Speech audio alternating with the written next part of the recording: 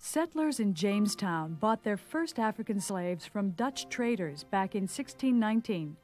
But up until the 1680s, enslaved Africans in the Chesapeake were few in number.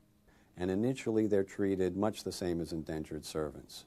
But as the tobacco industry grows and as more and more Africans are imported into the Chesapeake, you have the development of an institution of chattel slavery. In the 1600s, there were free Africans who were farmers, had land, built their own houses, their children were free. But gradually, as Virginia and Maryland and the Carolinas turned to enslaved labor, then the black freedmen became an exception rather than the rule. But some would always be there right down to the American Revolution. But it became more and more difficult as these white colonists began to associate black skin with slave condition.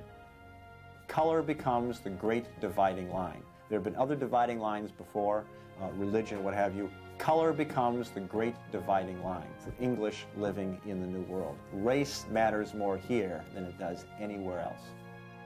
In the 1700s, slavery spread throughout England's New World colonies and became an indispensable source of labor and wealth.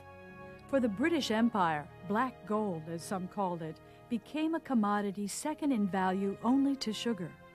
North America never received more than a fraction of the close to 12 million Africans brought to the New World. Nevertheless, by 1775, the 500,000 African Americans in Britain's mainland colonies represented 20% of the population, and 90% of them lived south of Pennsylvania.